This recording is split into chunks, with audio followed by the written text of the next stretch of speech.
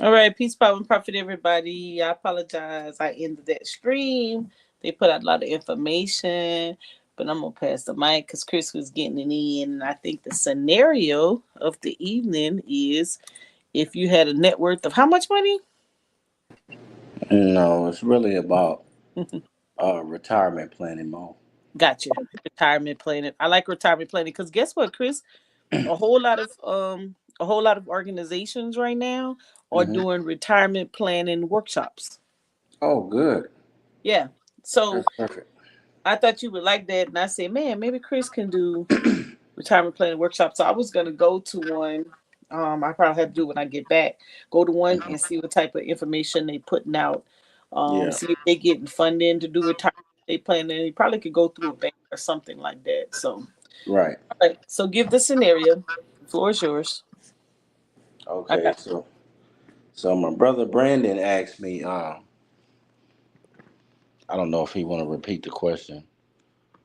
So, so what I asked you was, what would you do for a client who had $2 million and was at the age of 56? How would you create a plan for them to keep this money going? Okay. You said 56. Yeah, 56. Okay. All right. So first, um, you get it. You get his information. Suitability, things like that. Is he currently working? Um, how much money he's making? You know, net worth, so forth and so on. Once I get all that information, then I can establish a financial plan around that info. You find out what kind of investment objective he or she has. Um, Typically, people of a certain age, um, especially if you once you get close to that retirement age, they have a shorter time horizon. So, um, fundamentally, what we do is we take their age and we subtract it from 100, and that can give you an idea of how their investment portfolio should be structured, unless they state otherwise. So, you may have some, uh, aggressive investors at their older age who have, you know, they have plenty of money and they can still, you know, risk, have a high risk tolerance.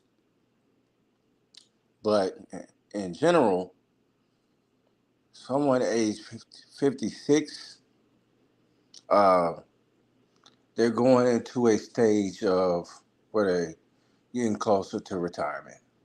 So if we do the 100 minus their age 56, that's uh that's 44. So you would do like a split of 56 and 44 to make it 100%. So you would do like 56% bonds and 44% stocks. So 'cause the idea is when you go into retirement, especially in older age, you want to be able to have enough income uh, to pay your bills and basically to enjoy life without having to go to a 9 to 5 or still have to work to be able to cover your bills. Now, this is not including, you know, any government uh, funding like Social Security, so forth and so on. This is independent of that. So you solely don't want to depend on Social Security. Uh, that's that's only going to be a certain amount, and you're going to need to make more than that, realistically. And if you just depending on Social Security, 9 times out of 10, you still gonna have to work. So with this individual, they can do a variable annuity where they can invest into a variable annuity. They can accumulate uh, annuity units, and then they annuitize them once they become once they get into retirement, so they can get uh, those payments in retirement. So you have that option. Well, I mean accumulation units, and then you can annuitize it, and then get the payout later in retirement. So they would be 56, retirement is 65. So they will have 9 years of equity built up in that variable annuity. Um, a variable annuity is, an investment vehicle where they invest into the stock market, and so you do have that. Uh, and then, like I said, the split between stocks and bonds. So you would do 50. You can round it up. You can do like a 60-40 split. 60% bonds, 40% uh, in stocks, and you just find out the best um, investment when it comes to that, whether it be a bond fund, which is a mutual fund, or a U.S. Treasury, government security, or municipal bonds, or corporate bonds, so forth and so on. But also, when it comes to that, you want to know uh, how they're taxed and the tax benefits of each. So, with municipal bonds, they can be completely tax free if you buy the bond from your state in your state. So, if you bought a Texas municipal bond, that essentially will be tax free because you're a Texas resident or whatever state it is, you're a resident in that state, and it's going to be state, local, and federally tax free, or any U.S. territory, whether it's Puerto Rico, Guam, so forth and so on. Those are usually tax free as well at every level. um, Corporate, you're going to get taxed at every level. So that's federal, state, and local. Um, Treasuries or government securities. Uh, wait. Let me go back to municipal. So if you buy a bond that's out of state, you still will get taxed. You will get state and local taxes on that bond because you bought out of state, but it will be federally tax free. So you won't get taxed at the federal level. Now, with treasuries or government securities, those are federally tax free, but taxed at state and local levels. So you do what's beneficial um, when it comes to that. And saying that this guy is 56, he may still be working. And all I would say is if you are a high income earner, meaning you're at the highest tax brackets, uh, buy municipal bonds because of the tax structure. They're tax free. So you would get a lot of that. You would get that income tax free at all levels, opposed to treasuries and corporate bonds. That's only for high earners, and I think the 30% tax bracket and up. I think it's 32 or 36, one of those, and 39 or whatever the highest is. As long as it's in the 30s, municipal bonds is your best bet as far as an investment. Um, so with this individual, we established a 60-40 split. 60% bonds, 40% stocks. Uh, so once he transitions into retirement, because bonds pay you income, so meaning that in retirement you're going to need that income, for your expenses and things you want to do. You're in retirement, you want to enjoy life, without working. So you're going to need more liquidity, you're going to need more money on hand. So you will be purchasing, bonds to pay you income.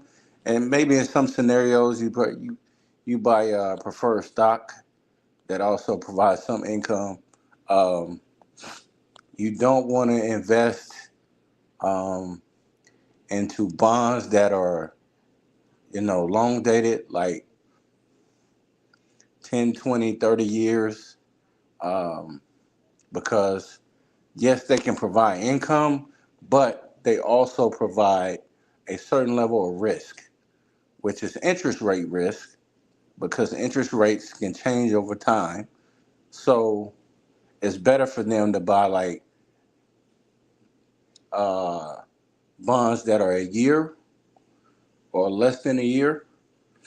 So, or in some type of investment product like commercial paper, any money market investment, treasury bills, things like that. You want to, you know, have like a short time frame on those, because this is how you are, you know, paying for your lifestyle at this age. So this basically should be your bill money, your expenses, and maybe even if you want to go on vacation, it should be able to take care of all of that. So this person has 9 years left to retirement, so he should be investing as much as possible during this time frame. I'm pretty sure he is, since he's built up um, at this time period. But even if he haven't been investing, if he started investing now at 56, he still should have something. It may not be enough, but he should still have something in retirement. It's better than not investing at all. So, do I have any questions? Because I just went on for a long time.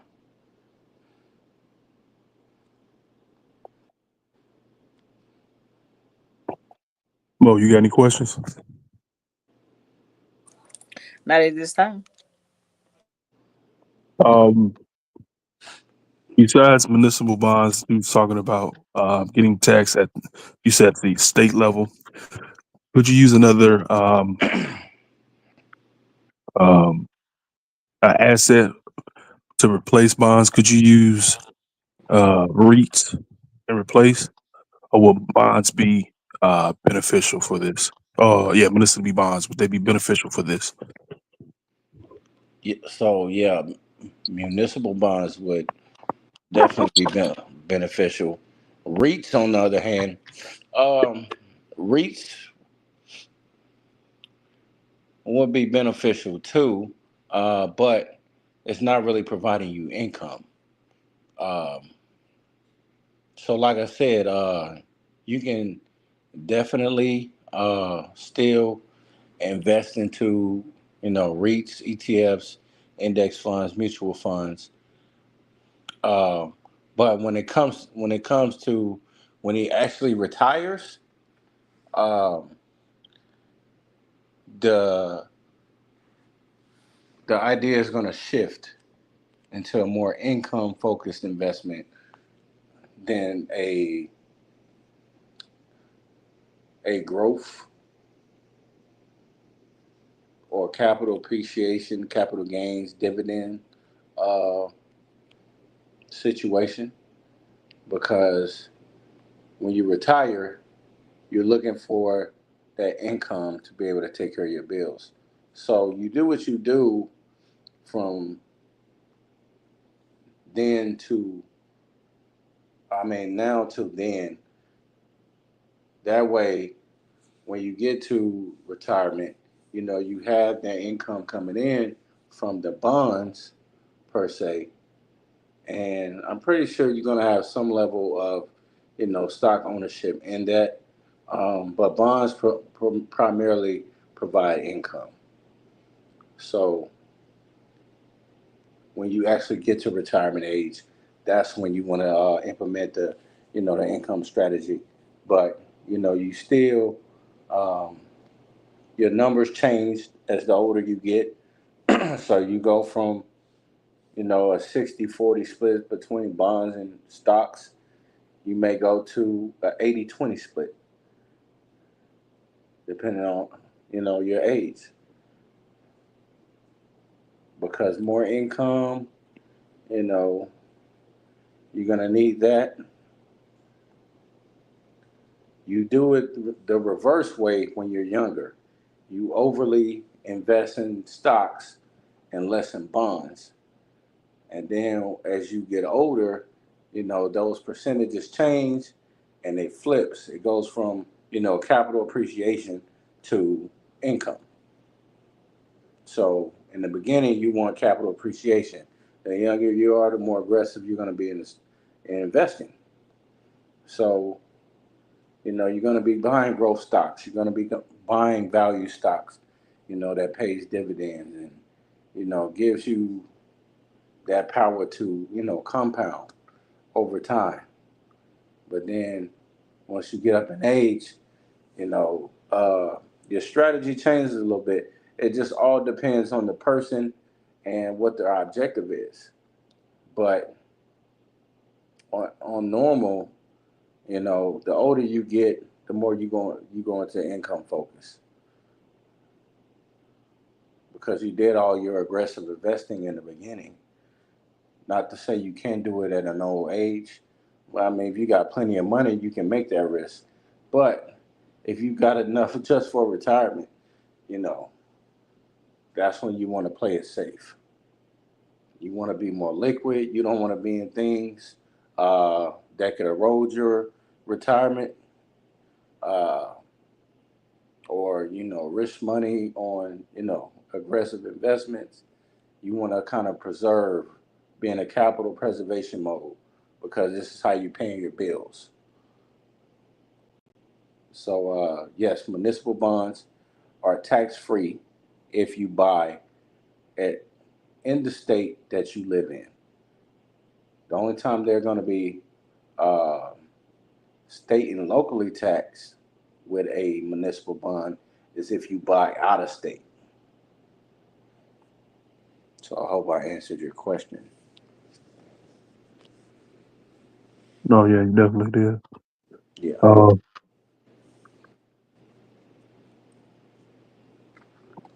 you ready for another scenario? Yeah.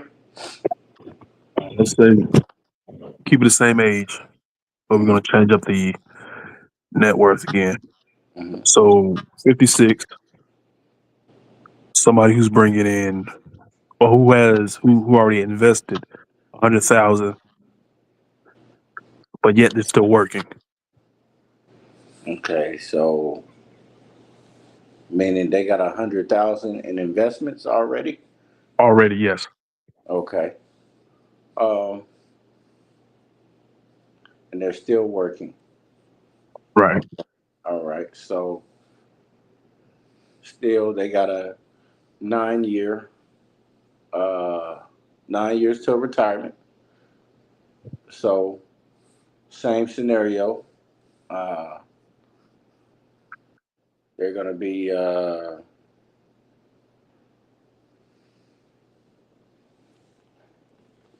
be higher on bonds, and so it's gonna be a 56% uh, investment in bonds and 44% investment in stocks. So uh, Now they came in with their own stocks as well. Like they picked their own stocks. Would you evaluate what they have already, or would you implement what you have in store for that person at that age? I definitely would. Uh, I definitely would give them advice on what they have already. and then implement my strategy, because um, 100,000 at 56, um, it's kind of on the low end. Which, I mean, it's still a six figure. They still have a six-figure account, but it's kind of low for them to be at 56, and they're 9 years away from retirement. So, in a scenario like this, you just have to find out what their investment objective is.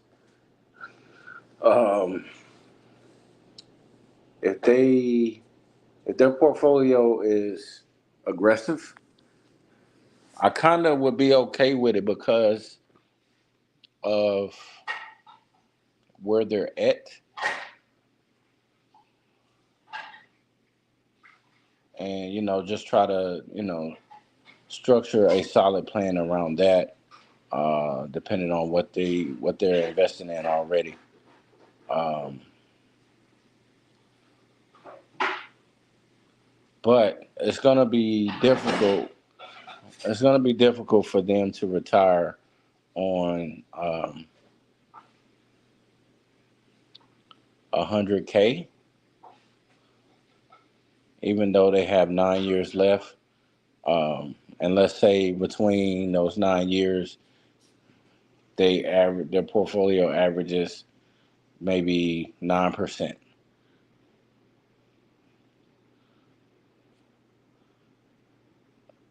That's still not gonna tip the scale enough for them in retirement. So they may have to work a little longer, or find a side hustle or something that they can do uh, to add to it. But see, that's what I was saying before, though. It's hard. It's hard trying to you know build up to $1 million in retirement when you started kind of late. But it's good anyway. You just gotta invest more. You just gotta invest more. Like, you gotta be ultra aggressive when it comes to that. If you so called trying to catch up. But also, what's a benefit to this as well is when you're over 50, there's something called a catch up contribution that you can use on an IRA account, whether it's traditional or Roth, where they allow you to invest an extra $1,000 on top of the $7,000 that you get per account. That's the maximum you can invest per account is $7,000. But if you're over 50, it goes to 8,000. So you got to be super aggressive at that time frame if you're really trying to catch up. Now it'd be different if he was like at 7, 8, even half a million at 56. He would be better off. But being at 100K at 56, and you got 9 years of retirement, and I can give you 9 to 10% a year on your investments. But is that gonna push the needle? Nah.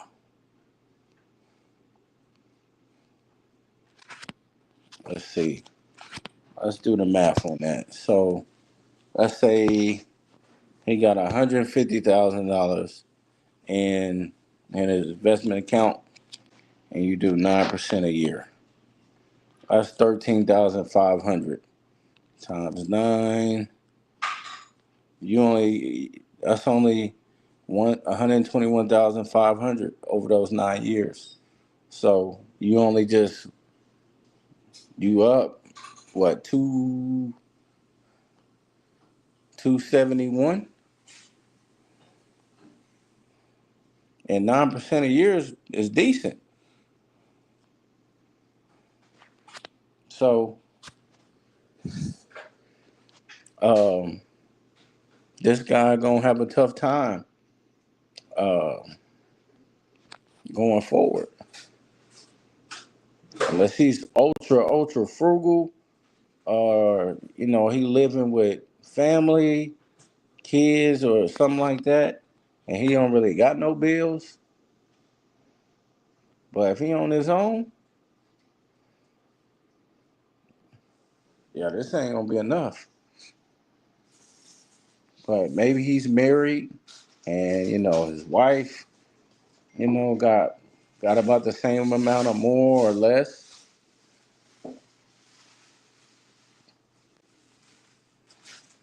Um, Individually though, it's still decent, but it's not enough. Uh, Especially in an economy where inflation is still high, prices on goods and services are high. Unless you're ultra freaking frugal, you're gonna need more money than this.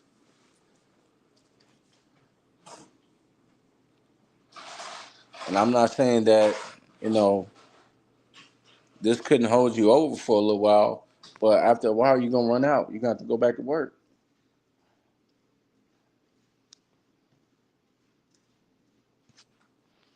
So that will be my answer on that. Okay.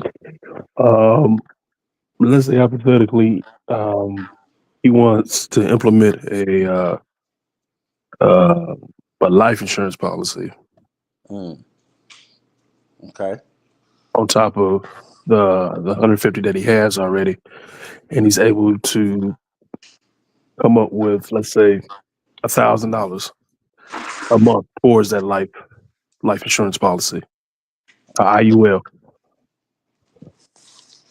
So Would that help him out? yeah, that will help him out. So on top Uh, of his job, he would have to come up with additional amount of $1,000 for that IUL. And how soon would he be able to withdraw from that IUL? well, see, here's the thing. If he didn't have that IUL previously, if he just got it, it's gonna be tough, man, because he's already over 50. He's almost 60 years old. So, but if he already had it before, and let's say it's a 20 year, then we can have a conversation. And let me just say this: the standard is like 1.6 million. I'm gonna just say 2 million, just for the sake of. But it's also your lifestyle and how you live is the affordability of the whole thing. They say 2 million, so it has longevity. But if your lifestyle is very monotone, it's very low key, and you don't really spend money like that, those numbers can be different. That's why this stuff can be specific to the person. They say on average 2 million because of the economy we live in, and longevity. How long is this money gonna last? How much is your house? You got a mortgage payment, you pay rent, property tax, medical bills, all that stuff. You got to count all of that in there. So yes, it's dependent on the person and their lifestyle, but once you start adding all those expenses in, you have to consider, having a certain amount of money for a period of time because you're getting older and probably gonna spend more time at the doctor's office unless you're just fucking incredibly healthy. So you have to think about that. Um, but back to the IUL, it really depends on when the person got the policy. It's better sooner than later. But you're almost 60 years old, and now you want to pay $1,000 out per.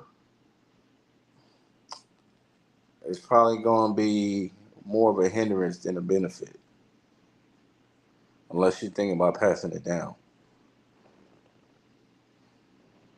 or well, no, I take that back. It's not. It's going to be a benefit because you can give it to a beneficiary, but for personal use yourself, you're not going to benefit from it unless you live to fucking 90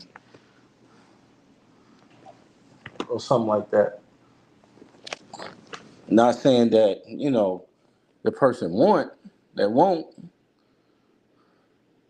but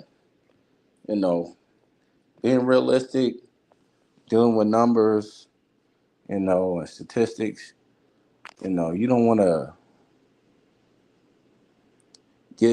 getting a policy that late and, expecting to benefit it from yourself. Now, your kid or grandkid or whoever your beneficiary is going to be will probably benefit from it, but, you yourself won't, especially not late in the game like that. So if you're going to do an IUL or um, or any type of life insurance policy, you want to start early with that.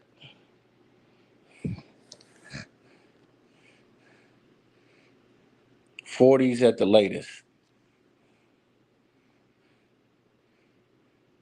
because you can buy a term policy at 45, and they can be what 20 years, and and I'll cover you for at least to retirement, even though there's no cash value to it. It's just a cheaper option. So you got to take that into consideration.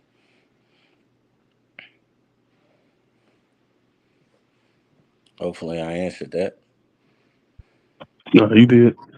And the reason why I brought it up was I was trying to help somebody out there, and Hmm. and whoever's watching and listening, this is not financial advice. This is just for hypotheticals and just to give you a thought and idea of how to structure your way through life, as far as like your financial planning, and get a better insight in financial literacy or hone your financial literacy. But I was using the IUL as a strategy to potentially bring in more income Yeah. to said individual, and come up with new ways to have certain vehicles work for you and potentially grow your income. Right. So I Yeah. got one more, and then I'll hand it over to Mo, because Mo over there sleeping, probably taking a nap or something. I'm eating cherries. You over there eating cherries? I ain't doing nothing over there, man. Not damn nothing. Mm. Um, so we honed on the older, high net worth individual, the middle income net worth individual, both like for kids. Let's say you're a parent and you have no financial um, savings at all, but you want to start something for your kids. Hmm. That's a good one. Right. What would be the first step for your kids to have something in their name and potentially something that they can use either to go to college, or if they choose not to go to college but go to some type of institution where they can withdraw some money out and pay for that institutional, fees or whatever. Like trade school? Yeah, trade school. Okay. You said they're high net worth or middle income? Um, Regular income. Check Regular, like check poor income. check to check. Check Okay. to check. So, okay, cool. So there's a few options we can take with this. So for poor people, there is a college education savings account called Coverdale, where you can not donate, you can invest up to $2,000 per child for 1 year, and that can come in many ways. Grandma can give $100. Uncle can give $100. Mama can give 200. Daddy can give 5. As long as it don't go over 2,000. And this is only for this specific demographic. So if you're a high earner, you can't invest into a Coverdale ESA. That's one. You can also do a 529 plan as well. Um, there's no income limit on that. You can be a millionaire, billionaire, doesn't matter. You can invest as much as you want. Um, and most of them are state sponsored plans anyway. So you can do that. You can do a UPMA or UGMA, which is to give to a minor's account. Also, the you can do a regular custodial account as well. The UGMA and UPMA um, would belong to them, the beneficiary. So you would have no control over that. That account will be specifically for them. So, um, but that's if you actually trust them enough like that. So you got the Uniform Transfers to Minors Act, which is the UPMA, and then you have the UGMA, which is the Uniform Gifts to Minors Act. So with the UPMA, you can manage the account for the minor. Um, and you actually will be in control of that account, um, depending on what state. It could be 18 or 21, um, where you have to relinquish that control, and it will go to the minor. So you can invest in stocks, bonds, mutual funds, and so on. Uh, they're not tax deductible for those. UGMA, the Uniform Gifts to Minors Act, um, is for completely the minor's benefit. You can still manage it as an adult on the minor's behalf, and same thing. Once they turn 18 or 21, the account is theirs. You can't do nothing about that. Uh, you can gift uh, up to 90,000 within a 5-year time period for these accounts, uh, which is a gift tax deduction. Say if Granny wanna donate 18,000 a year to the kid, or uncles, cousins, or whoever, they can do that. Um, there'll be a gift tax. With these accounts, um, there is no penalty for using the funds outside of anything college necessary. Because with the Coverdell ESA and the 529, the money has to be used for qualified education expenses. So books, tuition, so forth and so on. Anything dealing with the college or school institution and so forth and so on, those will be considered qualified expenses. Anything outside of that, you will have to pay a penalty, which I believe is 10%, a 10% penalty if you don't use the funds for qualified educational expenses. Um, so you have those 6 different accounts. Uh, wait, 5: custodial, Coverdale ESA, 529, UPMA, and UGMA. So you got 5 different accounts that you can use for the benefit of your child. If you want the benefits of education, then you have the Coverdale and the 529. If you want just flat out have an account for them to just invest, you got the UGMA, UPMA, and just a regular custodial account.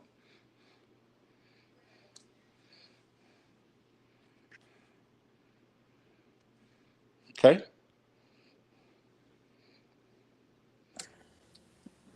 That was really good. Yep.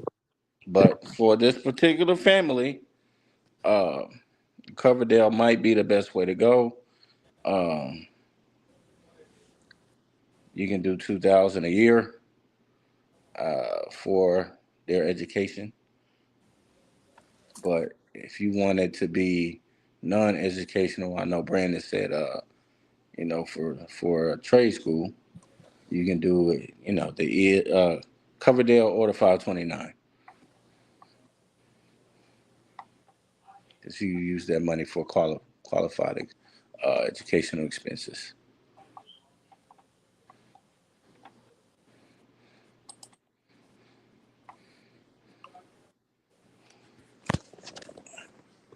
I'm gonna show you, Chris. Hmm? I'm gonna share your Facebook page. A lot of what you're saying. You've been posting some really good stuff Oh yeah, yeah. Well, on your Facebook hmm page.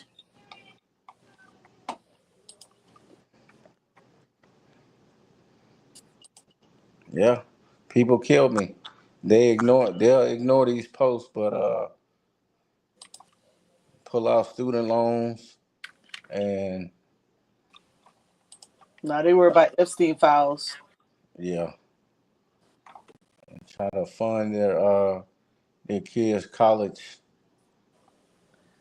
with out of pocket or with some type of loan when you could have been invested into 529 at an early age. This one, a lot of people probably is not the different plans. It's discipline with time and money. If they have it stored away somewhere, they want access to it and they want to be able to spend it. It's the discipline of the act versus the act itself. Right. Discipline of time and money. They don't, they have a hard time putting something away. They want to be able to, if they can see it and they put their hands on it. So I was thinking this to myself. I'm like, okay, if someone has a salary of 50,000 a year, it's broken out over 26 pay periods. If that person was given that 50,000 in January, would they still survive by December? Do you have the discipline on your own to have a lump sum of money and carry it out for an entire 12 months? Right. Or does someone, you have to systematically hold on to your money and divvy it out to you uh, in the form of every Friday, every other Friday, or once a month, or whatever the case may be, because you don't have the discipline to do it on your own. So a lot of times people don't want to put their money in investment vehicles where they can't have access to it over a certain time period, because it's the same issue. If they do it personally, they don't have the discipline to keep their hands off. Someone has to literally take it from them to do it. Like that's like if someone, we're in the military, we had the opportunity to do allotments. The money come out your paycheck before you get it. So that was a good way for you to pay your bills on time, not have to worry about it. But soon as you're no longer in that institution and you have to do it on your own, bills are late, credit score is in trash can. You see what I'm saying? Can't feed, can't, make it from paycheck to paycheck to even eat. And so it's a discipline, training your mind for a categorical event. A lot of times, because even you could even just take something as simple as a vacation. I think Brandon, somebody spoke on it earlier. Saving the money before you spend the money, putting something away, so you're able to take. You could take a lavish vacation if you save the money over time. You know, you could do it however you like because you took care of your expenses.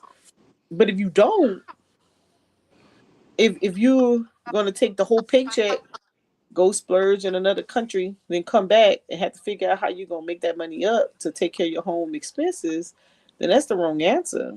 But if you put away a couple of dollars per month and you go on your vacation, there's nothing wrong with that. Especially if everything is taken care of. This is something I pull off your site. 6 types of U.S. retirement accounts: Right. the IRA, the Roth IRA, the 401k, the SEP IRA, the 557B, and the 403B. And then there's someone was like, well, I'm self-employed. I don't have a retirement plan. I'm like, you can get one. Yep. The reason you're afraid of taxes at the end of the year and retiring is because you wanted to make your entire 200K over that road. You driving trucks, you want to make all your money. You don't want to put nothing away for your rainy day or your retirement. When in actuality, you can. It says it right here. Business owners, they can do a SEP IRA, tax deductible, withdrawals tax. And then 2025, you could put up to 70,000 in. So you could, if you start now, if you're that person, and I say truck drivers because they usually make a lucrative amount of money in a week. Some truck drivers making 7 to 10,000. I know a truck driver right now making that kind of money won't even buy their kids no school clothes. It's ridiculous. Yeah, that's petty a little bit. That's ridiculous. That's Yeah. sick. You know, Mm-hmm. same person may not have no retirement plan, may not have no type of investment, just want to make it rain in Magic City. But neither here or there. Um, so I like this one. Let me show another one. Chris been posting. I've been sharing all of these because I want these to show up in my timeline. Mm-hmm. I've been keeping all these right here. Um, then you have the top S&P 500 index funds for long-term investing, right? I especially like this because it gave the stock tickers. Again, it's educational purposes only, like Brandon said. We're not giving out no advice. We're just sharing information, and hopefully you learn something. I love this one because it tells you who the provider is, what their ticker is, what type Yep. of fund is it, and what best for you. Is it flexible, low fee ETF for long term? Um, that's the Vanguard ETF and the Vanguard Mutual Fund. Vanguard uses long term mutual fund investors. Then you got Fidelity. I got money in my Fidelity. I need to put it into something. I just got it going there. The buying power. Low cost on the list, no minimum. Maybe I just put it, and then you got the Charles Schwab Mutual Fund. Schwab users wanting low cost, zero to minimum investment. And iShare ETF, low cost, tax efficient growth.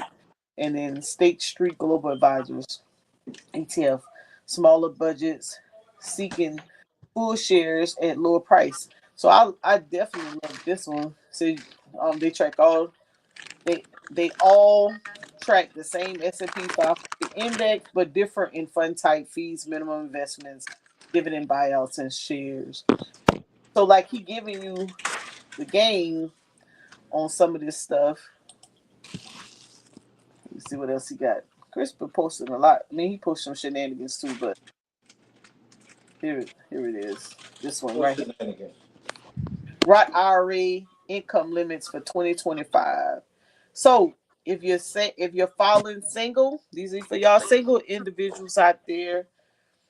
Modified adjusted gross income less than 150,000, 150,000, 165,000, 165,000 or more.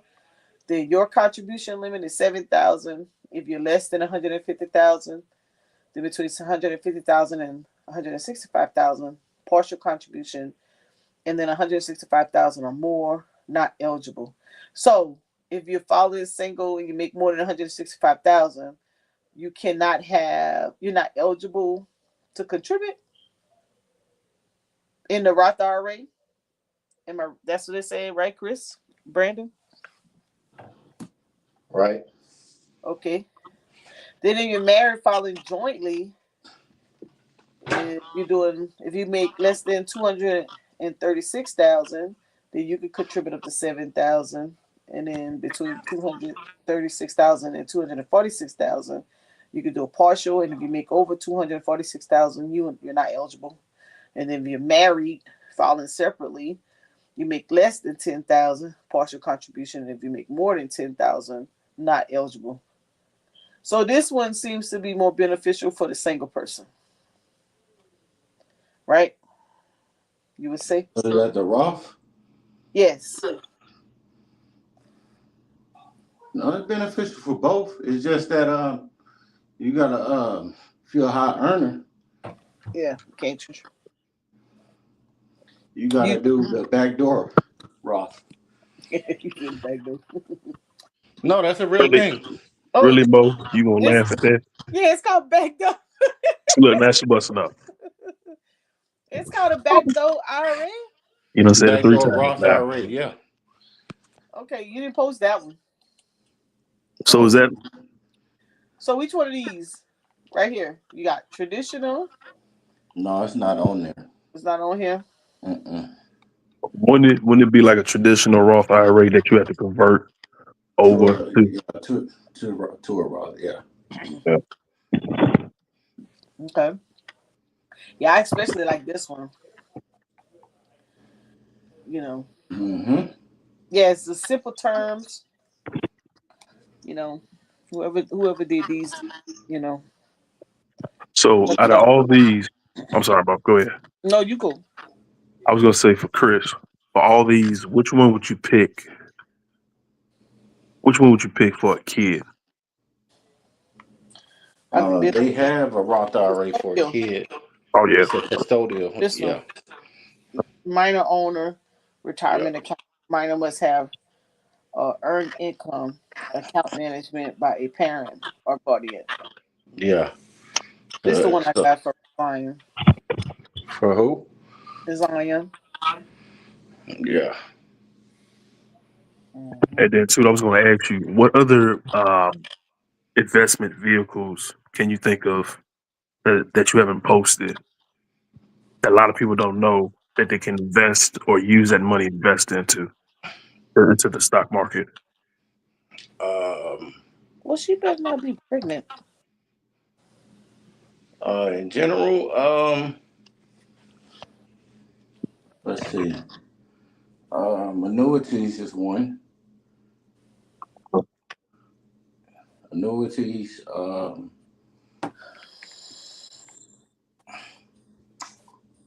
Let's see. So does Financial Maniac has an annuity? Huh? So now we Yeah. need an annuity brigade. You'll post that tomorrow. I don't know yet. Takes Uh, yeah. Mutual funds is one. Um,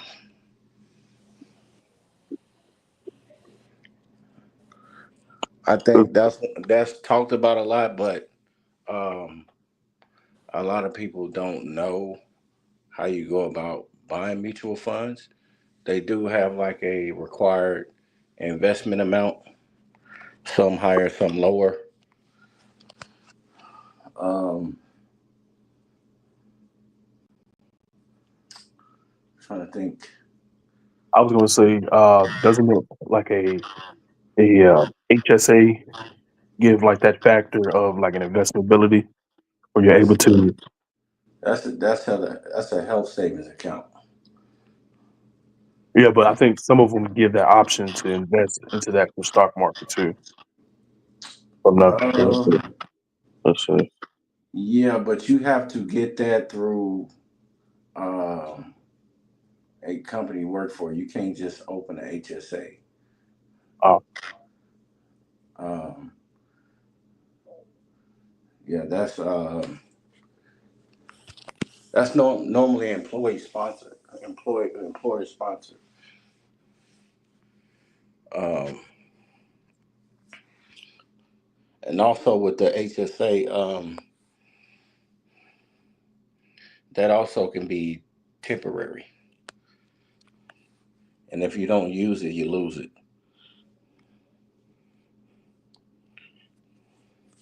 Like I think, what is health savings account? Yes, tax advantage. Um, so it's like for your medical expenses. Um,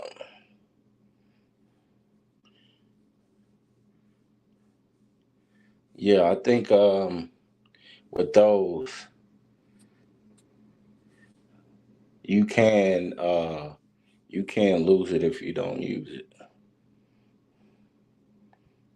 right, it was like a year after leaving the employer. Yeah, something like that.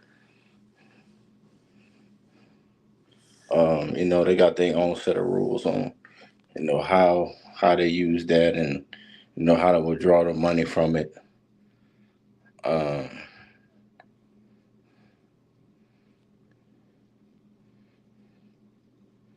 you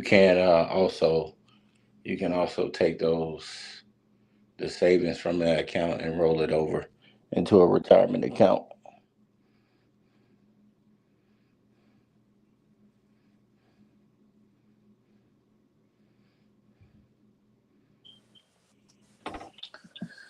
I got a question for Mo if she's still there. What?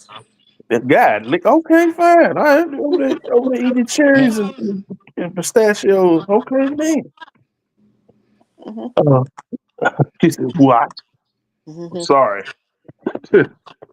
um, most of the people that you help, they have businesses. You said they have a traditional or regular Roth IRA as like a retirement account, No. or they don't have one at all. Nope. Mm. Save their money under the couch. With that, if they did have one, would that help them out, or like on taxes at the end of the year? If they did some type of investing or lower their taxes or help them out in their businesses? If they have money, if they have a net profit, but a lot of folks who not they don't show a profit. They'll just um put their money under the mattress. It could, but they don't trust put there. But they fear, a lot of the business owners I speak with, they fear losing their money. I'm not putting my money in there. I'm gonna lose my money. That's all they say. That's not guaranteed. What happens to the money that I do? I'm gonna lose it. Real quick, my bad. I have a penalty. I'm gonna owe money. Real quick. You can open an HSA. You just have to have a health plan. Yeah, you gotta have a health plan. Yeah.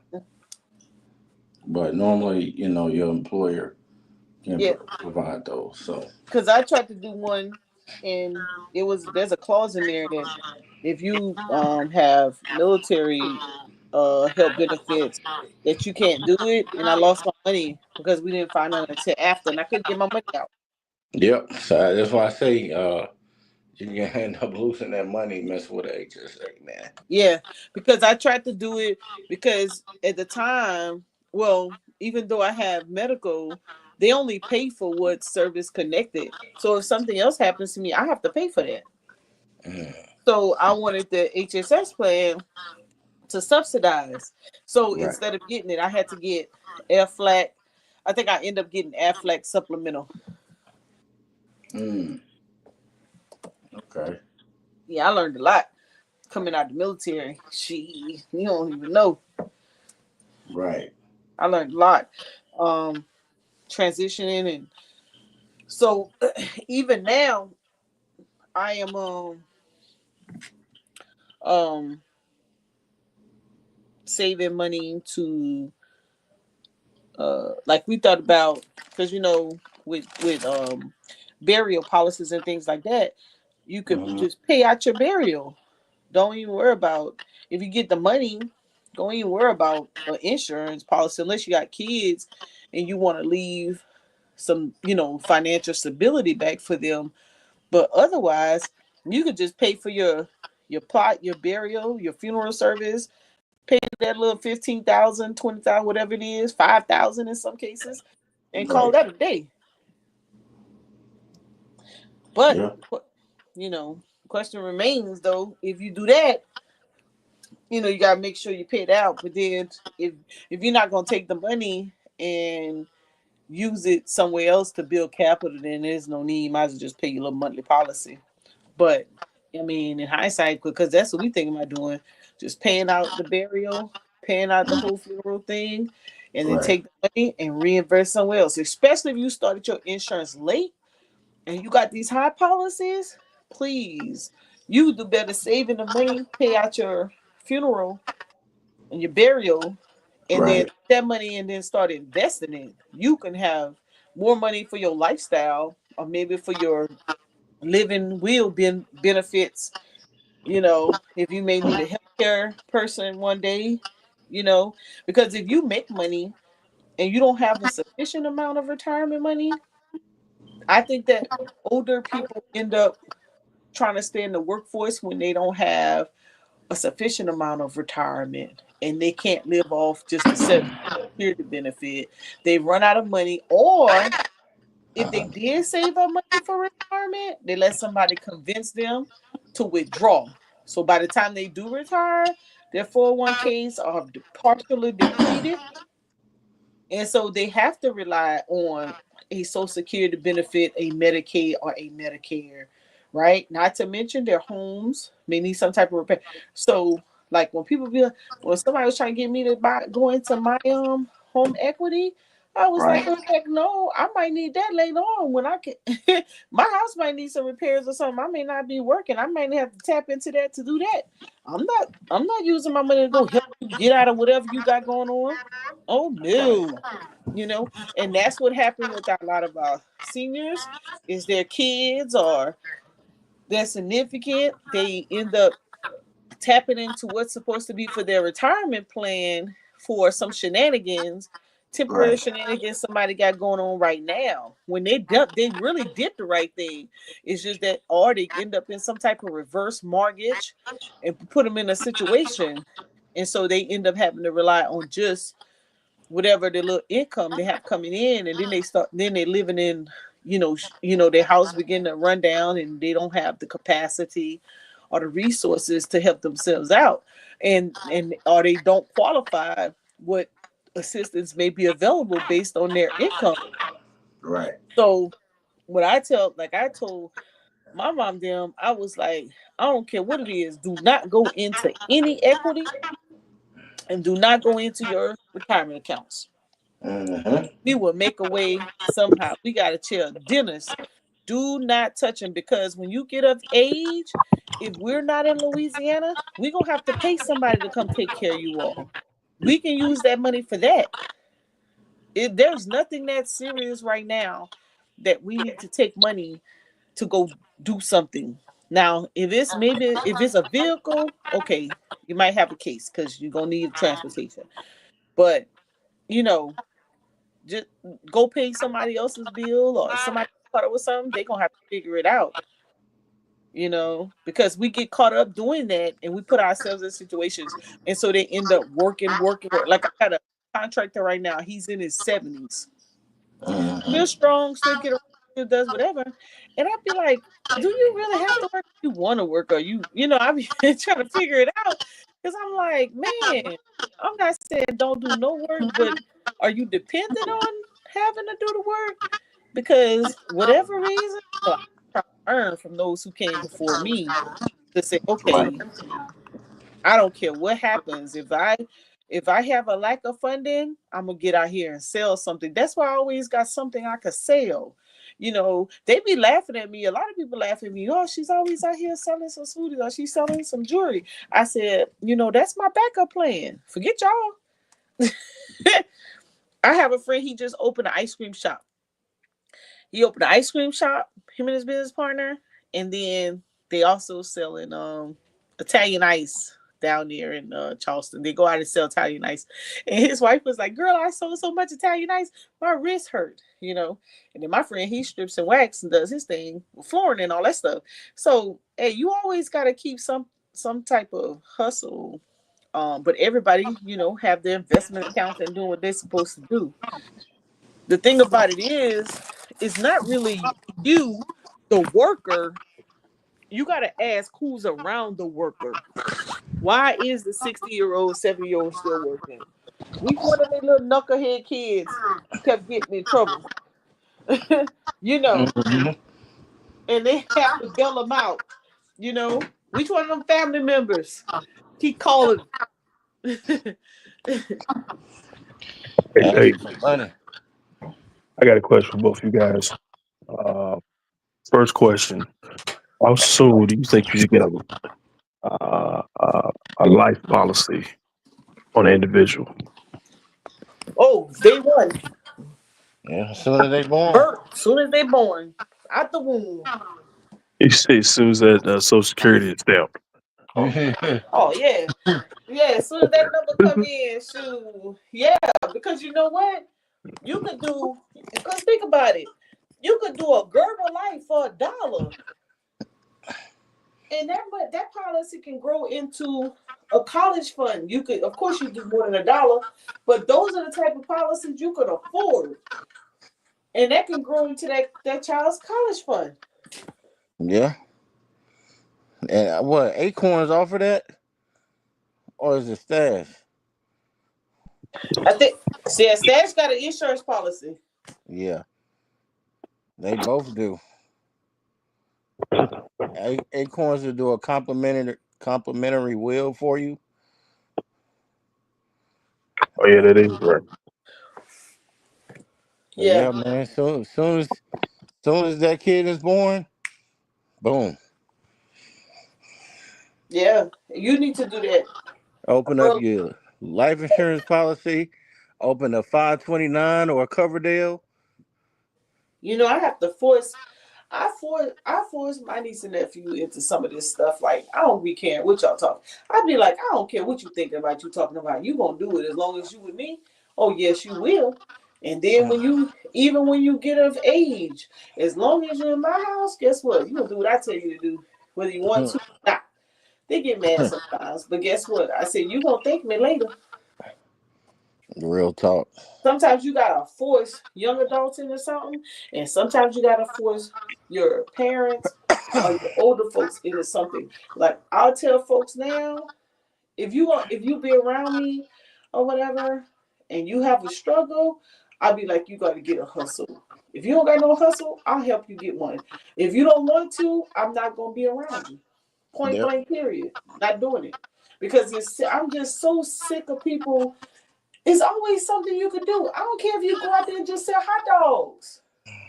You could go sell lemonade, get a cooler, some ice, some lemonade, some water, and go sell that until you go buy your little jars from Walmart. Make the best Kool-Aid ever or lemonade ever. Ginger lemonade, some type of health lemonade, watermelon lemonade. I don't care until you get it right. Mm. And then guess what? Once you make some money, then say, you know what? A percentage of this profit, I'm put it in my investment account. I heard them folks talking, and I'm gonna go put a percentage of this in an investment account. Mm. Mm. Because you have to. If you can eat out, a fast food meal is what, $15, $17? Yep. Yep. If you could do that, if you're doing that 3 to 5 times a week, just take one time out of the week and don't buy that food and put it away until you get yourself out of a believer. Mm-hmm. I asked a buddy, let me tell you how challenging it is for somebody. I asked a buddy to do that. They have a business. I told them to do that for about $35 they were spending. I said, do it once a week. Put it away for your business and watch your business grow. You sitting up here trying to get a loan, you need to get up to $10,000 and then sustain that $10,000 for 3 months before anybody even think about giving you some money. Right. Let me see you do that with these $35 to get to that $10,000 mark. Well, that's not a lot of money. Okay, well then put $1,000 away a week. Oh, wait a minute, now you're talking too much. Okay, well then you gotta start from somewhere. Yeah. You can't just keep saying I don't have it, or blaming it on some entity. You have to create a way. Like right now, the going thing is our ancestors always made a way. We've always found our way out of our circumstances and situations. We gonna be all right. I said, yeah, but guess what? Your ancestors was doing the thing. They was bartering, they was selling, they was building. What are And you doing? not because they didn't have to, they wanted to, and then vice versa too. They Mm-hmm. Right, had to. right. And I think that we are in those situations now. But guess what? You sitting around, you're saying, yeah, my ancestors, we always made a way. We always were resilient. But then when you say, okay, but what are you doing? Okay, what policy are you encouraging? Did you write a resolution? You want them to do it for you? That's not gonna happen. We see what's going on with that. Damn, you ain't getting no policy. You better write your own and present it. It just drives me, y'all. I'm just at the point where I'm like, everybody want to say what the ancestor did and how the ancestor was resilient, but when you try to see the same work ethic, it's not there. And that's one thing the ancestors had, and they don't have now. Where's that? Mm-hmm. Mm-hmm. Yep. You think it's easy preparing a meal, cutting all the corn, shucking all the corn, cutting all the potatoes, Hell no. you know, I washing up the mean, clothes, maintaining the whole household, you scratching. and a hot meal. I'm over here scratching Hmm? my fingers up, trying to make a sweet potato pie. I'm like, God damn it! How did they do this shit? This must have been easy. Man, the potatoes, I made a sweet potato pie one time. I was so mad. He She made me almost lost the tongue. do that jump from scratch. Mm. I had to do that jump from scratch. Yep. Start from scratch.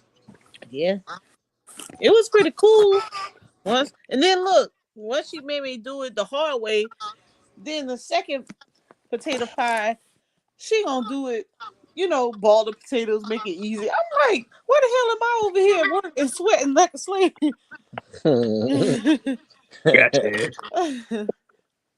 But I mean, it was cool. I love cooking from scratch. She ain't got no calls out of me. But hmm you definitely have to have a methodology. Yeah, all right. But when you think about investing, that's a discipline, man. Yep. It's discipline, especially with your um independent business owners, or and even with your high earners. Think about it. The folks who live in check to check, they ain't mad. They gonna do. They gonna figure out something. It's the ones that earn, them high earners that y'all would call them, because they didn't expended out most of their income. They spend too much, or they owe too much. Their hmm mortgage is $3,000, $4,000. You know, they probably had that 70 to $100,000 job. You know, a lot of their money probably was contingent on a lot of those programs. You know, and they're looking like, I had a lady ask me, "Why are you so optimistic about this stuff? You ain't even, we talking about what we fear this." I said, "Because we ain't the ones getting them big grants. Shit, we lucky we get 100K. Hey, this not affecting us. We're not the ones that's getting the money. Y'all are. We just try to make do with little we get. This stuff is affecting you all. You all are getting the big research grants, millions of dollars. Hell, we lucky if we get 1% of it. You know. So, and even now, you would think that some folks, all that knowledge you just spit it out with those scenarios on how to, folks still won't put their money. I seen who surged.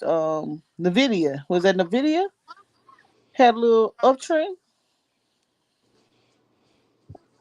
based on Yeah, the something with China. yeah, no video.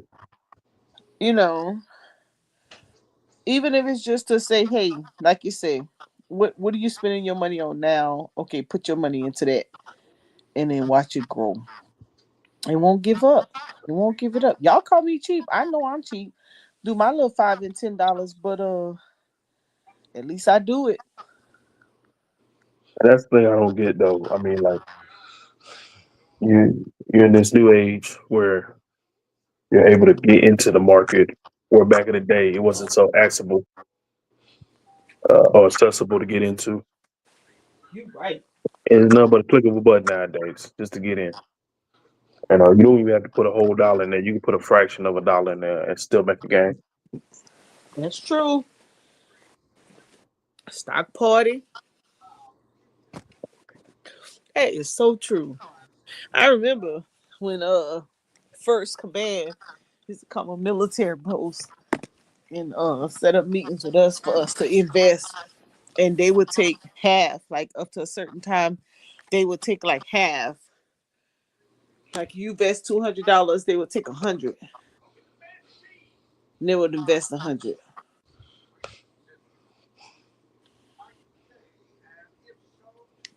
I mean, I think we already ran through this, but like, what do you think is the issue with people in investing? Just point blank period, they don't want to. They don't want to. But I think fear is another factor too. Um, fe- no, I think they just complacent. I think there's a fraction of people that's complacent, and there's not enough. There's not enough what's the word I want to use? There's not enough lack. There's they're not missing enough, for them to be in any rush. You know, I think that somebody else always pulls people out. I just had to tell someone this. We always pulling somebody out of something. Let them go through whatever they going through. Let them figure it out. If they be homeless, oh well, that's on you. But every time they have somebody to pull them out, somebody always safe haven, you know, and they don't have a sense of urgency at all. No sense of urgency. I have a sense of urgency right now, and I'm stable. But I come across some people, they're like, why are you in a cybersecurity class? I'm like, shit, I don't trust these fools. I need to find me another trade. True. You So I'm like, and that's what I'll be tipping. I'm like, you better find something, Judah. Like, shoot, you trusted anything? I don't trust them.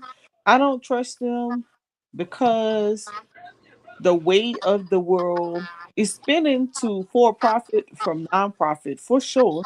Because we see it happening in the grants. They're giving grants to a lot of for-profit business who are innovators, and then they're giving grants to infrastructure, construction, manufacturing, cybersecurity for consulting and training, right?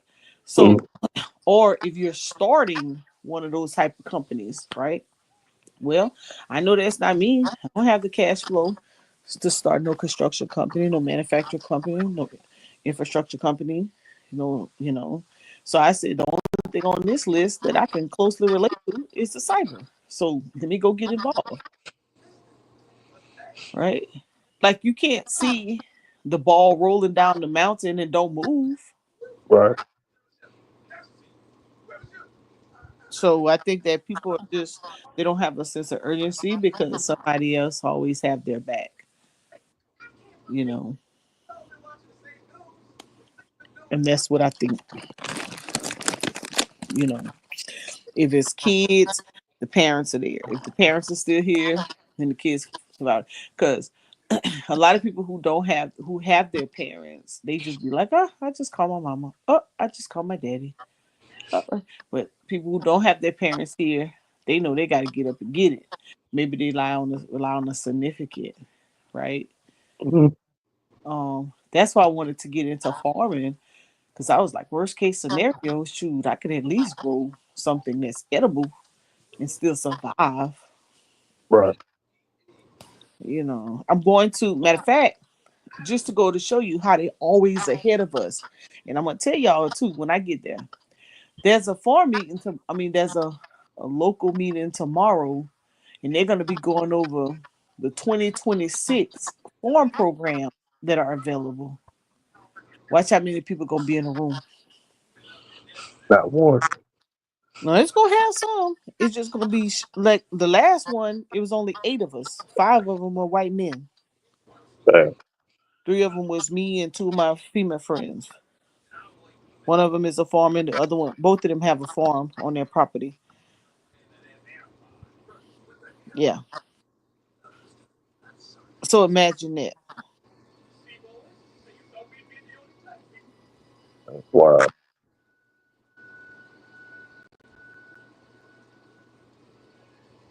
Wow. Are you growing anything or no? Uh, Not yet. I'm learning. I'm learning. I gotta wait till I come back from Vegas this week. No, you don't. You said you eating cherries right now, right? Yeah, I can take them seeds. Yeah. So you get some wire cutters. Okay. Uh, get some wire cutters. Take the pits. Soak the pits in some water for like a half an hour. Uh, Wait a minute. the Go slow. Get wire cutters. yeah, wire cutters. Um, The pit from the so you actually eat the cherry, but like the actual seed, Yeah. you got to soak those for a little bit, like 10 to 15 minutes, Uh-huh. and then on an angle, you have to cut the actual pit. So that pit's actually the shell. Okay. Start all over. You said what? Start all over. Start all over. Okay. I got the seeds. I was so Well, you actually got the pit. So after you eating the cherry, you chewing on the pit. That little hard thing. okay. Once That's you the get there, seed. that's the pit. Oh, that's a pit. Pit. Oh, Yeah, that's the pit so the seeds inside of it. inside of it. Yep. Oh, I'm on the bus. Okay. Just said I'm on the bus. Once you get that the cherry off the pit, soak that seed for like 5 10 minutes. Let it dry.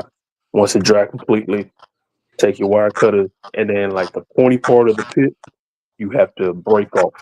So you have to crack that off. And once you crack that off, that pit should open up, and the seed should be on the inside of that. Oh. So once you get like 4 or 5 of those open, um, wet a napkin, damp a napkin, wet it, wring it out, and put those pits, or not the pits, but the actual seeds onto the napkin. Mhm. Fold the napkin up, place it in aluminum foil, and then put the aluminum foil inside of a Ziploc bag, Mhm. like a small sandwich bag, and then put it in the refrigerator. Mhm. And hopefully, within a week, you should get some actual roots. And once you get some roots, that's when you can start cooking, putting your seeds into soil. What? I'm gonna ask you this again. Boy, you done made me out of believe. That's what I did with the mango. I'll, Wow. I'll send you both the videos for the pits and the actual Okay. mangoes. Okay. Shoot video.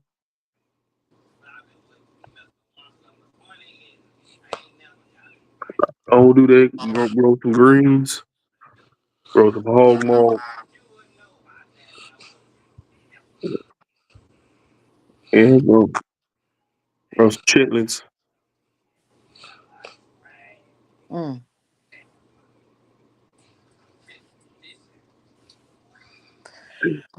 Coach just sent me a link about the whites only community built in rural Arkansas. Really? Hold on, I'm about to put it in the.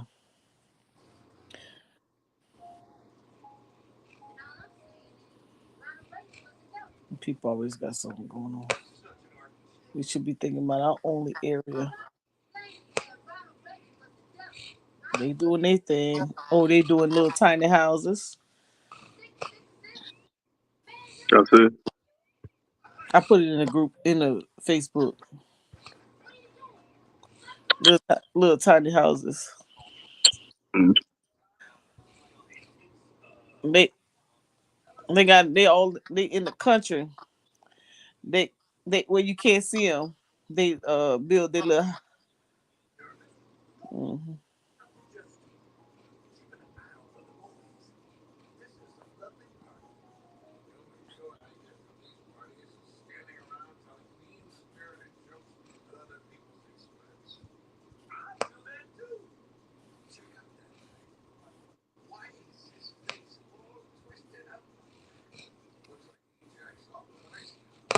They got their own little thing on.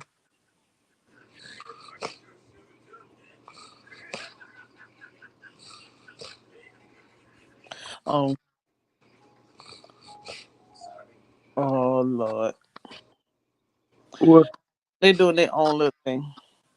Oh, they said instead of building they building their own little community out there in the cut, so that their own generations can have a place. Ain't nothing wrong with that. I ain't spending some land. I be doing the same thing. Uh, No little tiny community. That's what I told a buddy of mine. I said, when you get a whole bunch of something, you better do like Bootsy. Go out there and in the country, get you some land survey, make sure ain't nothing wrong with it. Make sure you do your environmental checks and get you some. Put everybody in a little tiny house. Y'all don't need no extravagant mansion. Right. Get you a nice little tiny house. You get a house. You get a house. You get a house. That's all you need. 'Cause that's all you're gonna clean anyway. I agree. Well, get your little 2 bedroom or whatever on the land and go around the circle, be your own little community.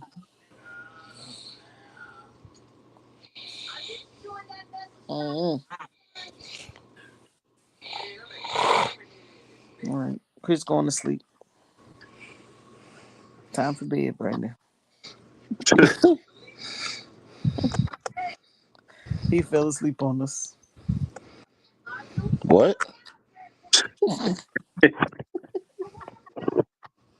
Then you fell asleep on it. Brandon, what else you been up to other than your little farming life? No, get back into the stocks. You Yeah. know, I had to touch up and refocus back on my stocks, and I'm starting doing options now, and I'm dipping and dabbing within crypto right now. I'm looking at um the big beautiful bill. I broke that down. I looked into it. I used ChatGPT to give me like a quick summary Mm-hmm. Mm-hmm. of the bill. So A lot of business credits and taxes and some stuff for the rural area is what I yeah, saw. I think I was at the defense contracts and stuff like that. How I think what the Air Force is getting $50 billion or something like that. Oh yeah, well defense got big money. Yeah. Yeah. So I'm gonna look into like Lockheed Martin and stuff like that and see who's getting who might get bulk of that money. Yeah, Probably that's Boeing. look, that's why they want to get rid of all of the USSs. Oh yeah. Because they're gonna make their money on their military side. Oh yeah. Mm-hmm. So yeah. You say you just now looking into Lockheed Martin? Well, I mean, yeah. I mean, I was reading through the bill and I was trying to figure out who would be the best benefit as far as like the self defense contract Right. aspect. And I was like, okay, the number one is Lockheed Martin. So I was like, all right, well, let me find a quick entry or a good entry for me to get into and just watch the stock. Right. Mm. Lockheed, one of the more popular ones. Yeah.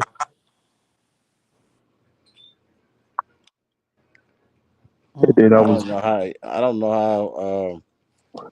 Anybody in the military should definitely be invested into defensive stocks.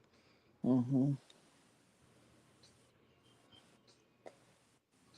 I bet Mo ain't got Lockheed Martin. uh, I got it. Let me see. Mm. Oh Lord, everybody want to talk about the Joe Epstein. I mean, what's his name? What's his Epstein, Yeah. So I see something Trump in the Epstein files or something. Mm. Let's see.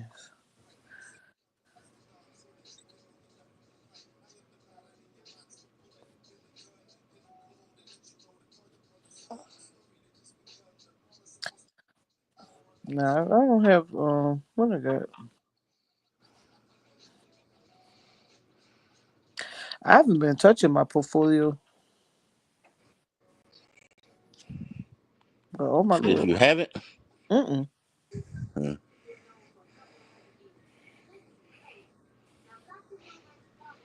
mm.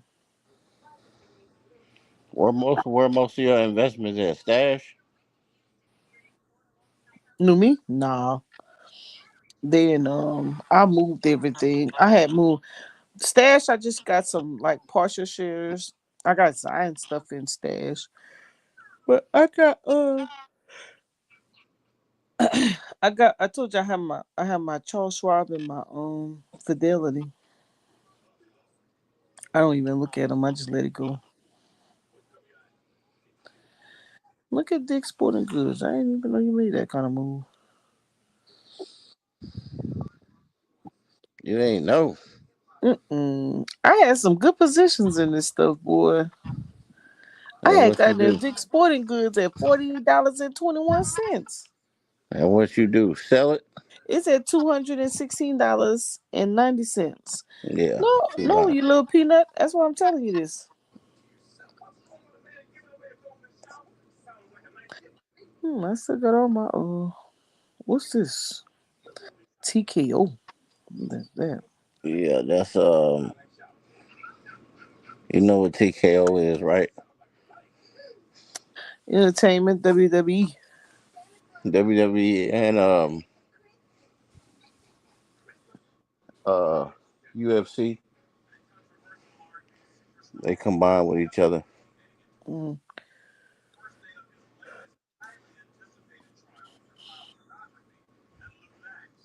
that is true, boy. They say when they say don't touch your stuff and let it go.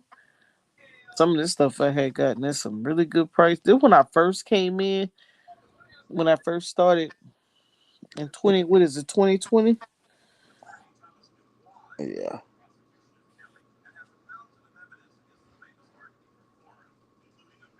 Brandon, you still got your waste management? Yeah, waste. No, My waste management tripled, huh? no, I ain't. No, I let that go. I had Walmart for a little bit. I got it at $97.73. It's at $228. Snap, big money. Waste management. It way up there now.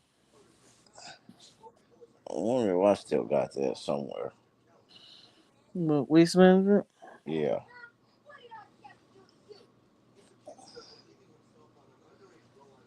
Mm, even Delta doubled. Who? Delta. I had it at $26 at $56 now.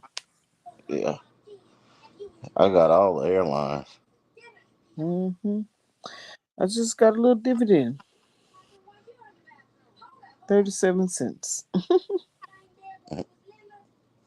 Got it back in 2022. What's this? Take Two Interactive. That doubled. Everything that I got in 2022 doubled. Except for this right here. What's this? Best Buy. Best Buy ain't doing that. I still get a little dividend though. Yeah.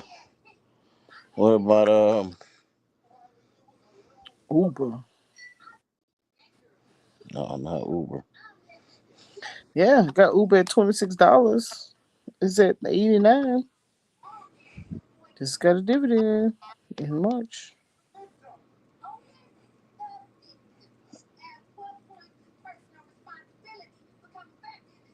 JP Morgan, triple. I mean triple in price? No, I had got it at $99.44.45. It's $296 right now. Mm.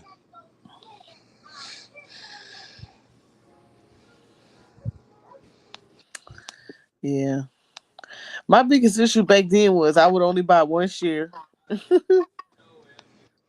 You was scared. Yeah. I'd be bouncing on the side. Like, I got a whole bunch of stuff. This corporate cannabis stuck. I lost money. Corporate cannabis. You said corporate cannabis? Corporate cannabis. Yeah. That ain't been doing nothing. No.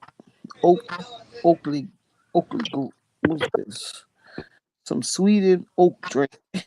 And ice cream and yogurt. I lost money on them too. Oh, they took a deep dive.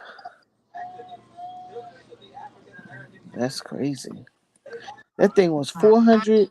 That thing was $574. Guess what it's at now? Where is it? 2021. $15.36. The hell happened to them?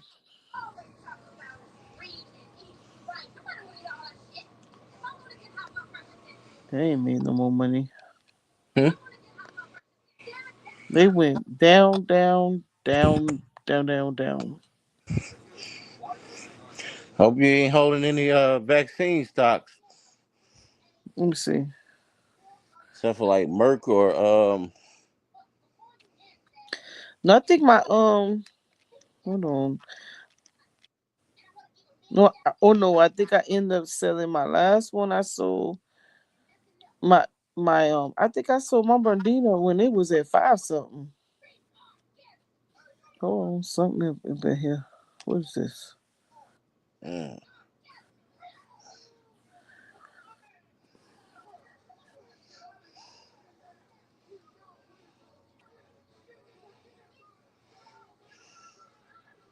Oh, yeah, I sold it. I thought this was it, but I still have Qualcomm. Brandy, remember that was my trading stock right there. I'm up. It's I'm up $92 on it. We had two chairs. My Moderna, I mean my Qualcomm. But I wouldn't let that Qualcomm. I would every time AE would trade the SPY would trade Qualcomm. that's crazy. Mm-hmm. Yep. 5G. What's the price now? Right now it's at 159.88 right now. I had got it. It was 100 and well, I initially got it in my Webull. I still had it was at $75 when I first got it, but in my stash I got it at $111. I had Okay. got it. But my Webull, when I remember when I had first got it. Hold on. Well, I gotta go. Brandon going anyway. I hit y'all up tomorrow. All right. Yeah, bye.